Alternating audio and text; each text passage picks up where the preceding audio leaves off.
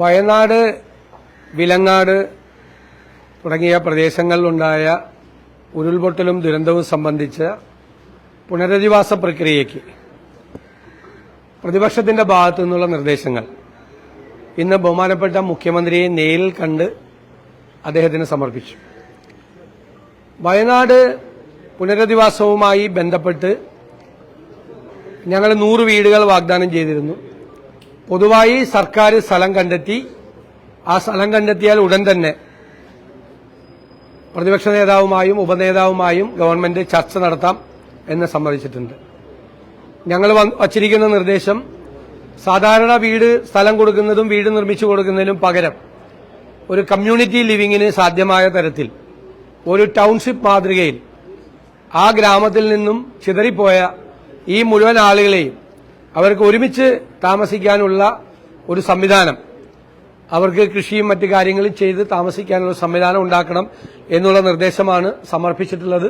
അത് ഗൌരവത്തോടുകൂടി പരിഗണിക്കാം എന്ന് പറഞ്ഞിട്ടുണ്ട്. ഞങ്ങൾ വെച്ചൊരു പ്രധാനപ്പെട്ട ആവശ്യം, നിരവധി ആളുകൾ കടത്തിൽ കുടുങ്ങി കിടക്കുകയാണ്. എല്ലാ തരത്തിലുള്ള കടങ്ങളും എഴുതിത്തള്ളാം. പൂർണ്ണമായൊരു ലോൺ വേവർ വയനാട്ടിലും വിലങ്ങാടും ഉണ്ടാകണം എന്നാണ് പ്രധാനമായിട്ട് ഞങ്ങൾ അഭ്യർത്ഥിച്ചിട്ടുള്ളത്. നമുക്കറിയാം, കാർഷിക ലോൺ എടുത്തവരുണ്ട്, അവിടെ ഇനി കൃഷി ഇറക്കാൻ പറ്റില്ല, പിന്നെ എങ്ങനെ അവർ തിരിച്ചടയ്ക്കും? വാഹന ലോൺ എടുത്ത ആളുകളുണ്ട്, ആ വാഹനം തകർന്നു, ഇനി ആ വാഹനത്തിന്റെ ലോൺ തിരിച്ചടയ്ക്കാൻ പറ്റുമോ? വീടിന് വേണ്ടി ലോൺ എടുത്ത ആളുകളുണ്ട്, ആ വീട് കംപ്ലീറ്റ് തകർന്നു. മകളെ വിവാഹം കഴിച്ച് അയപ്പിക്കാൻ ലോൺ എടുത്ത ആളുകളുണ്ട്, അതെല്ലാം തകർന്നു. പല രീതിയിലും പല ആവശ്യത്തിനും വേണ്ടി ലോൺ എടുത്ത ഇവർക്ക് ആർക്കും 1 രൂപ പോലും ഒരു തരത്തിലുള്ള ലോണുമായിട്ട് തിരിച്ചടയ്ക്കാൻ പറ്റില്ല.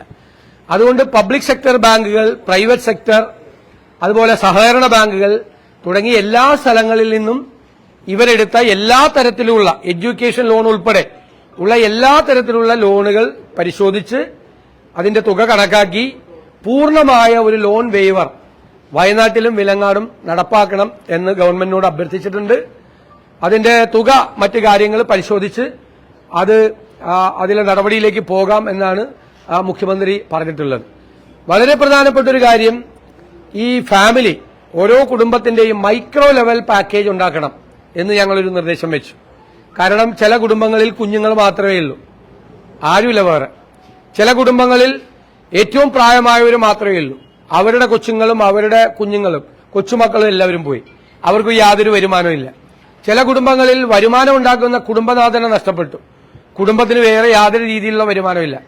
അപ്പോ തൊഴിൽ കൊടുക്കുകയും സ്വയം തൊഴിൽ കൊടുക്കുകയും കൃഷി ചെയ്യാനുള്ള സൗകര്യം ഏർപ്പെടുത്തി കൊടുക്കുകയും ചെയ്യുന്നതുൾപ്പെടെയുള്ള ഓരോ ഫാമിലിയെയും പ്രത്യേകമായി മൈക്രോ ലെവലിൽ പരിഗണിച്ച് മൈക്രോ ലെവൽ ഫാമിലി പാക്കേജ് നടപ്പാക്കണം എന്നൊരു നിർദ്ദേശം ഞങ്ങൾ ഗവൺമെന്റിന് മുൻപാകെ വെച്ചിട്ടുണ്ട്.